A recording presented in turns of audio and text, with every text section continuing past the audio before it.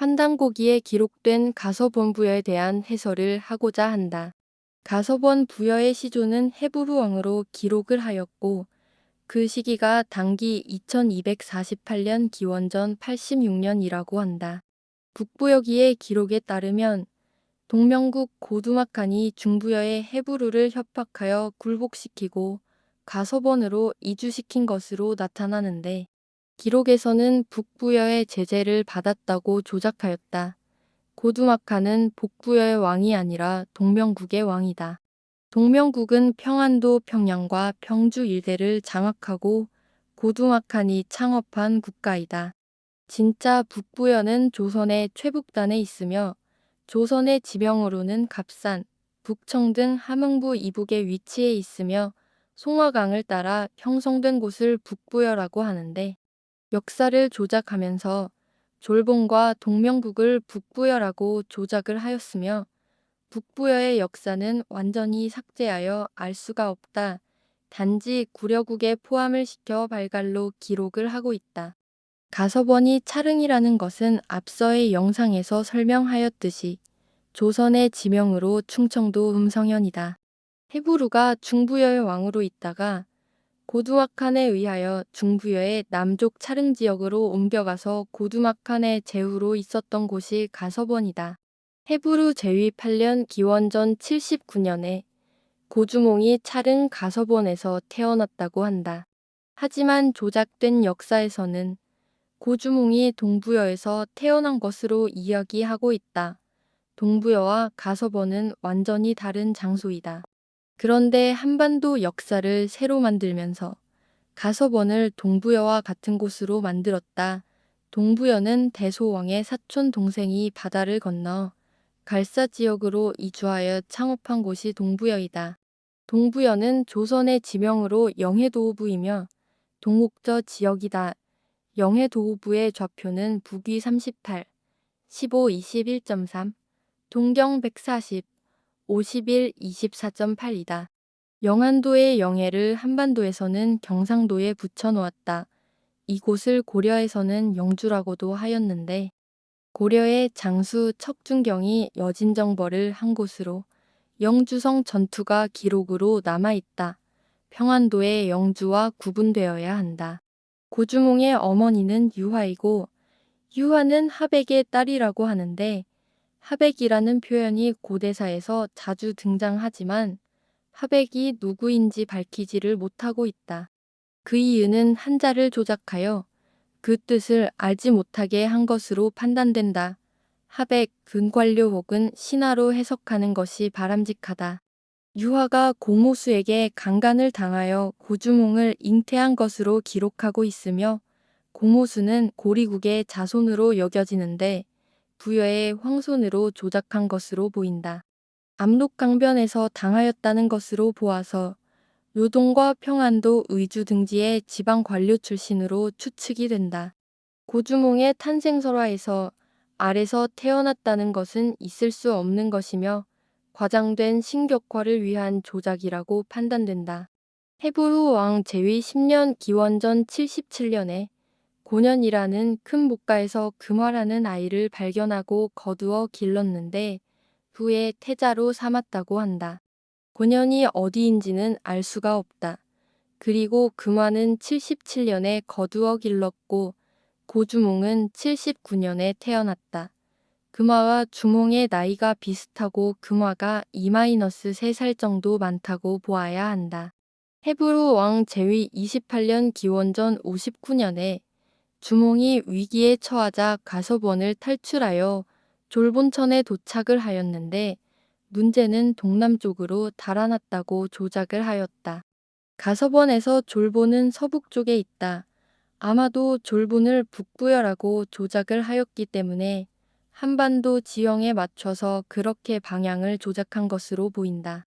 그렇다 하더라도 한반도에서 동부여를 찾지도 못하고 또한 존재하지 않지만 강원도에 있다고 치고 동남쪽으로 가게 되면 바다가 있을 뿐이다. 그러므로 조작된 것을 알 수 있다. 그리고 고주몽이 기원전 59년에 졸본에 도착하고 이듬해 기원전 58년에 나라를 열었다는 것은 불가능한 일이다. 국가를 창업하는 것이 동네 반상회가 아니다. 이렇게 무리하게 조작한 이유를 모르겠다. 그렇게 헤브루 왕은 39년간을 통치하고 기원전 48년에 유명을 달리하고 태자 금화가 즉위를 하였다. 그런데 지리적 탐구를 하면서 의문이 남는다. 기원전 58년에 동명국 고무서가 재위 2년 만에 갑작스럽게 죽었는데 이후 동명국왕의 승계를 누가 하였는지 나타나지 않는다.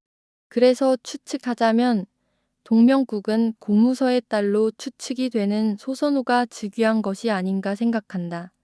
그리고 중부연은 가서번의 헤브루가 다시 회복한 것으로 짐작된다. 소선호의 자식 비리와 온조가 고주몽의 자식으로 주장하는 기록도 있지만 그렇지 않다고 판단한다. 삼국사기 기록에서는 고주몽이 기원전 37년에 즉위한 것으로 나타나는데 고주몽이 기원전 58년에 졸본에서 나라를 열었다는 가서번 부여 기록은 거짓말로 보이며 동명국의 변방인 졸본 지역에서 장수로서 활약한 것으로 판단이 되고 그곳에서 세력을 키워서 동명국의 소선호로부터 정권을 이양받은 것으로 짐작이 된다. 그리고는 고주몽이 동명국왕으로 즉위를 하고 고주몽이 다스리던 비류수가 있는 졸본 지역을 소선호의 장남 비류에게 관리하게 한 것으로 추측할 수 있다. 단지 이 내용은 가설일 뿐이다. 가서본 부여기와 삼국사기의 기록은 일치하지 않는 부분이 너무 많다. 삼국사기에는 고주몽이 기원전 19년에 죽었는데 그의 나이가 40세라고 하였다. 하지만 가서번 부여기의 기록으로는 기원전 79년에 태어났다고 한다. 그러면 고주몽의 나이가 60세이다. 그러므로 어느 것이 옳은 것인지 알 수가 없으며 모두가 조작되었다고 볼 수밖에 없다. 금화왕 제위원년 기원전 47년에 고구려에 박물을 바쳤다는 것으로 보아서 동명국에서 고리국과 구려국의 통합이 이루어졌음을 추측할 수 있다. 기원전 47년은 고주몽이 즉위하기 이전이다. 그렇다면 소선호 정권으로 추측이 된다. 고주몽의 활약으로 평안도의 서쪽 고리국과 평안도의 북부 구려국을 병합한 것으로 볼 수 있다. 고리국의 전체 강역이 아니라 고리국의 북쪽 일부 지역을 병합한 것으로 추측이 된다. 금화왕 제위 24년 기원전 24년에 가서번에 있던 고주몽의 어머니 유화가 세상을 떠났다. 그 당시는 이미 고주몽이 고구려의 왕이 되어 있었던 상황이다. 그래서 영구를 모시고 가게 된 것은 상식적이다. 하지만 왜 고구려 왕이 되고 바로 모셔가지 않았는지가 의문으로 남는다. 아마도 소선호의 눈치를 보고 있었을 경우를 생각하게 된다. 금화왕 제위 41년 기원전 7년에 금화왕이 죽고 태자 대소가 즉위하였다. 당시 금화왕의 나이가 71세 정도로 추측이 된다. 기원전 7년이면 고구려 고주몽이 죽은 이후이다. 하지만 고주몽의 죽음에 대하여서는 아무런 언급이 없다. 무엇을 숨기고 있는 것인가? 대소왕의 제위원년은 기원전 6년이다. 금화왕이 죽고 그 다음에 즉위를 한 것이다. 그런데 대소왕 즉위년이 고구려 이세왕 유리왕 14년이라고 하였다. 그런데 고주몽의 죽음에 대하여 아무런 기록도 없으며 또한 고구려 유리왕의 즉위에 대한 기사도 없었다. 그리고 대소왕의 나이도 기록되어 있지 않다. 이러한 사실은 수많은 역사적 기록을 삭제했다는 증거인 것이다. 유리왕 태자 도저를 볼모로 삼았다는 내용에서 유추할 수 있는 상황은 고구려보다 부여의 국력이 우위에 있다는 것을 의미하는 것이다. 그리고 고주몽 즉위 당시에는 고구려와 부여와의 관계가 고주몽의 모친 유화 부인이 계속 가서번에 살고 있을 정도로 친밀한 관계를 유지하고 있었는데 갑자기 대소왕 때에 와서 태자를 볼모로 할 정도로 관계가 나빠진 이유가 나타나지 않는다. 이러한 이유에서 가설을 세우자면 고구려 2세 유리명 왕이 고주몽의 아들이 아닐 수 있다는 것이다. 의심의 이유로서 첫째, 고주몽의 죽음과 유리명왕의 즉위에 대한 기록이 없으며 둘째, 유리명왕이 졸본을 수도로 삼았다는 것이다. 고구려의 수도는 평안도 평양이 있는 평주이다. 그런데 서쪽 외진 곳에 수도로 삼았다는 사실이다. 졸본은 고구려의 중심에서 벗어난 지역으로 고주몽의 정상적이 승계가 아니라고 판단하는 것이다. 셋째, 유리명왕이 수도를 졸본에서 국내성으로 옮겼다는 것인데 국내성은 압록강을 건너 밖에 위치해 있다는 것이다. 고구려의 중심에 있지 않고 압록강 밖으로 천도를 했다는 것은 고구려에서 벗어난 것으로 보인다. 국내성의 좌표는 북위 37, 31 03.4, 동경 매구 11 0.5이다. 국내성의 설명으로는 신증 동구겨지 승남 평안도 의주목편에서 설명을 하고 있으며 평안도 의주의 서남쪽 압록강 건너편에 위치해 있다. 지역명으로는 인주이다. 국내석 남쪽으로 압록강변에는 인산진이라는 사단급의 군부대가 있다. 박지원의 열하일기 도강록에서도 6만에서 압록강을 건너면 국내성이 있다고 설명하고 있다. 유리명 왕이 주몽을 계승했다면 동명국에 있어야 마땅하지만 대소왕이 졸본성을 쳐들어갔다는 것은 유리명 왕이 졸본성을 근거지로 하고 있다는 것이다. 결론적으로 유리명 왕과 고구려 동명국 고주몽과의 개연성이 없어 보인다. 그리고 대소왕의 졸본성 침략의 내용에서 해부루와 금화왕의 가서번 생활에서 벗어나 대소왕 시기에는 평안도 평양의 고구려 강역을 상당히 장악한 것으로 추측이 된다. 대소왕 제위 19년 서기 13년에는 졸본을 침략하였는데 실패하고 물러났으며 그 당시는 고구려 유리명왕 시기이다. 대소왕 제위 28년 서기 22년 2월에 고구려 대무신왕이 쳐들어와서 대소왕이 전투에서 사망을 하였다. 이 전투에서 고구려 대무신왕도 죽음의 고비를 넘기고 탈출을 하였다는 내용을 기록하면서 고구려 2세 유리명왕의 죽음과 고구려 3세 대무신왕의 정권 교체에 대한 기록이 없는 것은 삭제되었다고 볼 수밖에 없다. 또한 가서번 부여기에 제목에 맞지 않게 고구려 입장에서 기록한 것이 무척 거슬리는 대목이다. 그리고 대소왕은 전장에서 죽고 부여는 패망하게 되었고 대소의 아우는 추종자들과 피난을 하여 압록곡에 이르렀다고 하였는데 여기서 압록곡은 동해 바다를 건너 백두산이 있는 동압록곡으로 추측이 된다. 그곳에서 피난 생활을 하는 중에 해두국 왕이 동압록곡에 사냥을 왔는데 그를 죽이고 해두국을 장악했다는 것이다.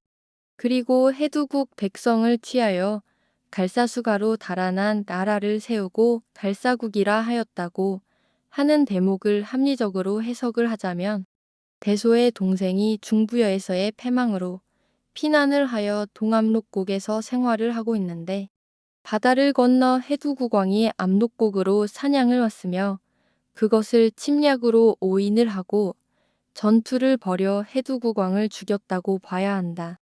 그리고 해두국을 장악을 하였으며 또한 더 나아가 갈사 지역까지 영토를 확장하였다고 해석을 해야 하는 것이 합리적이다. 저번 영상에서 갈사수를 동압록강이라 하였는데 이번 가서번 부여의 내용에서는 갈사수는 동옥저 지역으로 추측이 된다. 갈사수가 있는 동옥저 지역의 지명은 조선의 영해도호부이다. 영해도호부의 좌표는 북위 38, 15 21.3, 동경 140, 51 24.8이다. 서기 68년 고구려 6세 태조무열제 시기에 갈사국은 고구려에 항복을 하고 고구려의 제후국으로 귀속되게 되었으며 훈춘을 시급으로 주었다고 하였는데 훈춘은 해두국을 말하는 것이며 간도라는 섬이다. 사이에 끼어있는 섬이라는 뜻이다. 조선의 사군 육진 개척으로 경성도호부가 설치된 곳이다. 하지만 청나라가 창업을 하면서 청나라의 영토가 되었으며 그 이후 경성도호부의 행정관청은 한성부로 옮겨지게 된다. 그런데 다음의 기록에서 서기 68년 7월에 대소왕의 종제가 옛도읍의 백성 1만여 명과 함께 고구려에 투항을 하였는데 그를 왕으로 봉하여 연나부에 살게 하였다고 한다. 옛 도읍은 가서번이 아니라 중부야의 수도를 말하는 것으로 추측이 되며 중부야의 수도는 경기도 금천현이다. 금천현은 녹산이 있으며 경복궁이 있는 곳이다. 경복궁과 녹산의 위치는 앞서의 영상에서 설명한 바가 있어서 생략하겠다. 그리고 연나부는 연산 남쪽에 있으며 연평부라고도 한다. 서쪽으로 운상군과 동쪽으로 삭주도 호부의 사이에 있다. 연나부의 좌표는 북위 40, 33 20.9, 동경 110, 30 50.5이다.